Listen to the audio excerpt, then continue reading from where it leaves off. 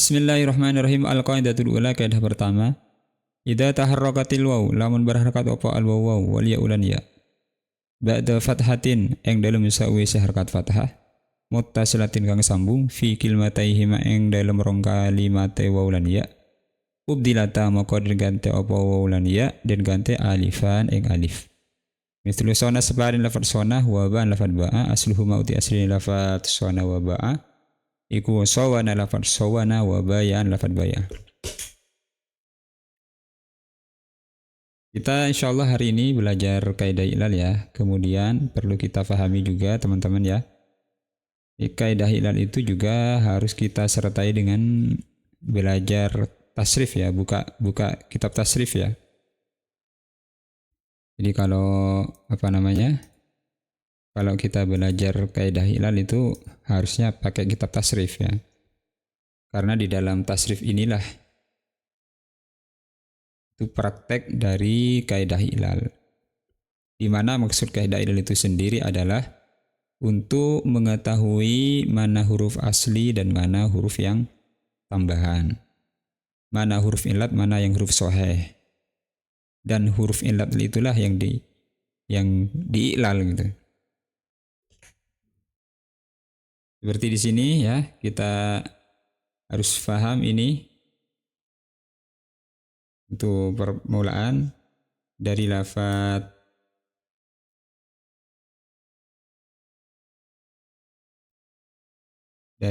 ini namanya ini adalah wazan ya. Rifa'ala sampai ini namanya wazan. Kemudian yang ini nasoro ke bawah ini namanya mauzun.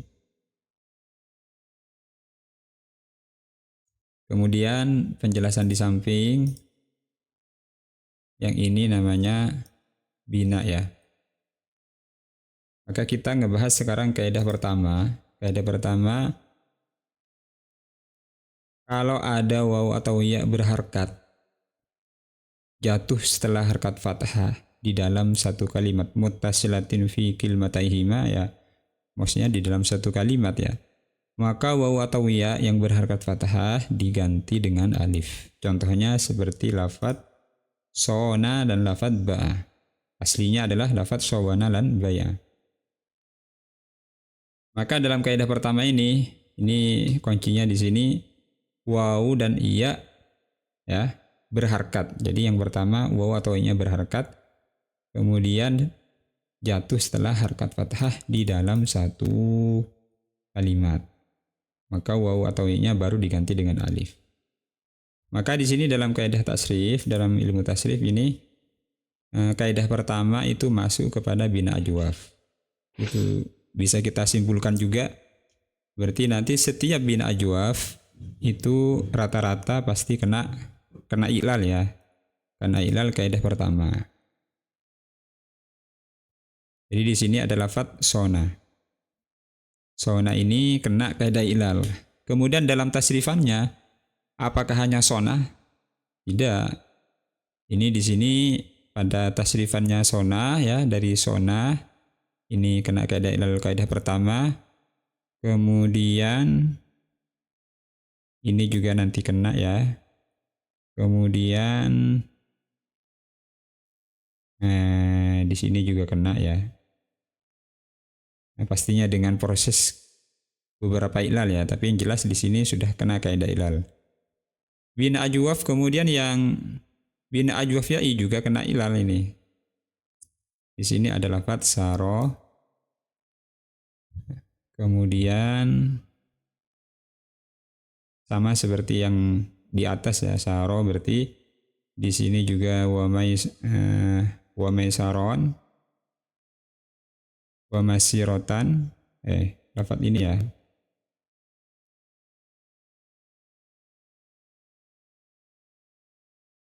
Kemudian ini juga bina nakis, ini juga kena kaidah ilal. Kaidah pertama dan lain sebagainya. Untuk membahas lebih detailnya ini saya kasihkan contoh di sini ya.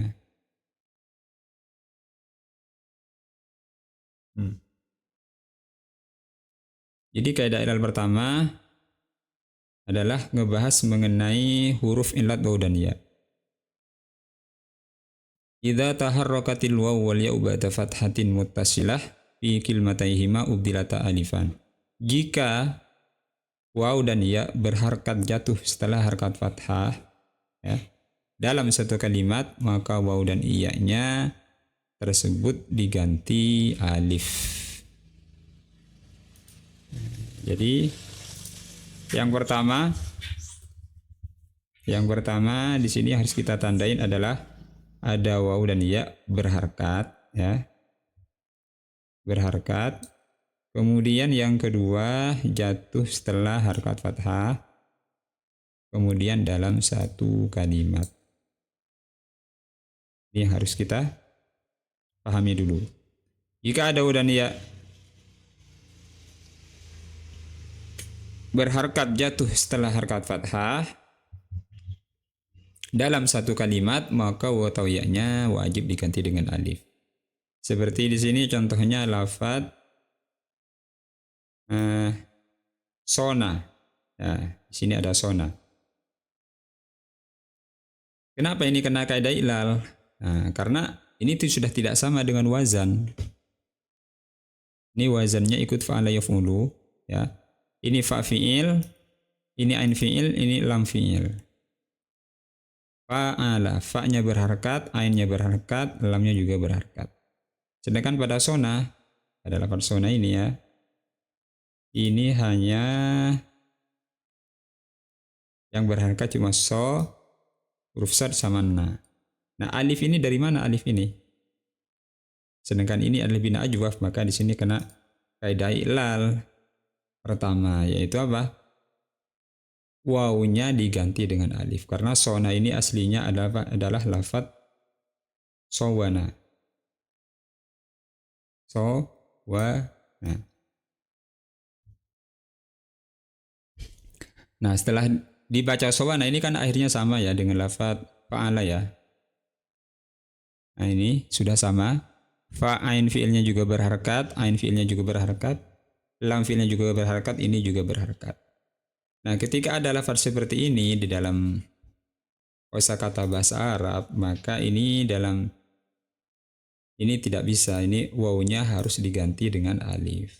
Jadi huruf illatnya ini wawnya diganti dengan alif karena ini sudah sesuai dengan kaidah i'lal yang pertama, yaitu yang pertama idza taharrakatil waw. Yang pertama di sini wawnya sudah berharkat. Ya kan? Jadi wawnya sudah berharkat fathah. Satu. Kemudian yang kedua jatuh setelah harkat fathah. Ini setelah waw ada huruf shad berharkat fathah. Yang ketiga dalam satu kalimat. Sowana, ini waw dan harkat fathahnya ini dalam satu kalimat. Ini sudah sesuai dengan kaidah pertama. Maka bagaimana? Wawnya ini harus diganti dengan alif dibaca sona. Ini gampang ya untuk memahaminya. Kemudian dalam ilmu ilal kan cuma dikasih contoh ini saja. Maka nanti setiap kalimat yang sama dengan sona dalam artian semua bina ajwaf, ya. Semua bina ajwaf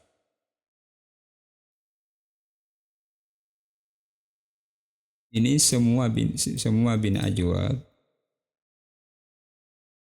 masuk kepada kaidah ilal, maksudnya kayak ini bisa diilal semua ya.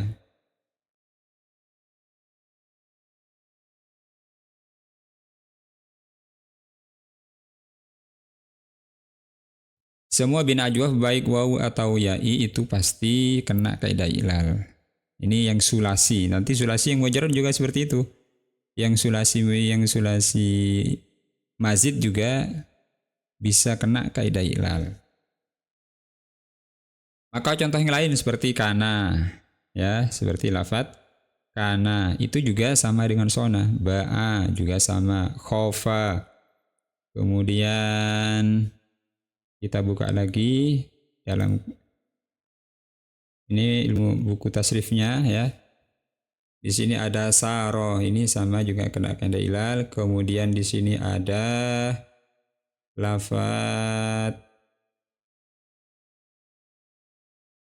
haba juga sama kena kaidah ilal. Kemudian di sini pada sulasi mazid ya.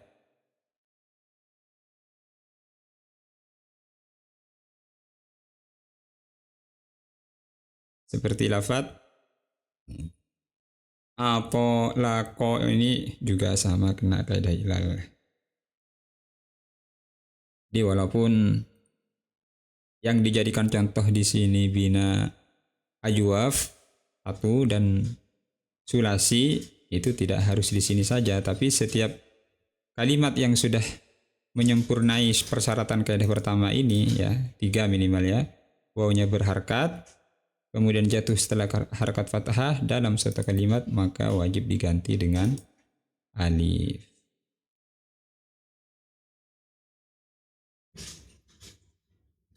Kemudian contoh yang lain, contohnya seperti lafaz umpamanya yang tidak ada di dalam, seperti lafaz kana umpamanya.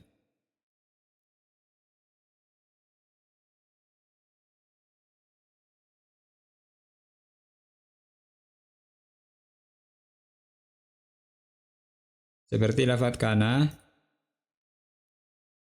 ini aslinya apa aslinya kana? Aslinya adalah lafaz kawana.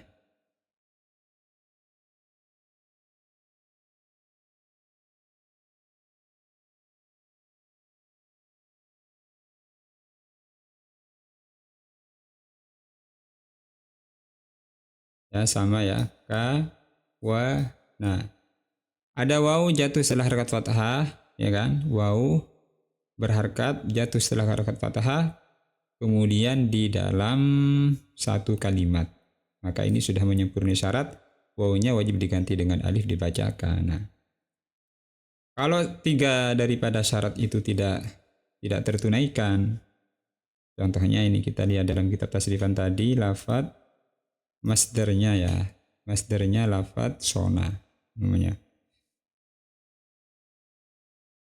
Yaitu lafaz di sini ada lafaz saunan ya, lafaz saunan. Ini kenapa ini enggak dibaca sonan?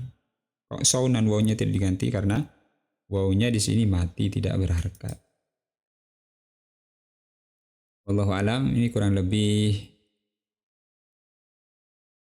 terangan dari kaidah pertama. Nanti tinggal kita sering latihan, sering buka kitab, kemudian sering kita praktekkan, kemudian memahami langkah-langkahnya, karena kaidah itu cuma simpel saja. Maka memulai daripada kita mengetahui binanya, kemudian wazannya, sehingga kalau kita sudah tahu itu nanti bisa mudah. Jadi detailnya bagaimana kurang lebihnya? Idza taharrakatil wawu di sini, idza taharrakatil wawu wal ya'u ba'da fathatin muttasilah fi kilmatayhi ma'udilata alifan. Jadi kaidah di ilalnya gimana? Ubdilatil wawu alifan li taharrukiha wan fitahi ma qablaha.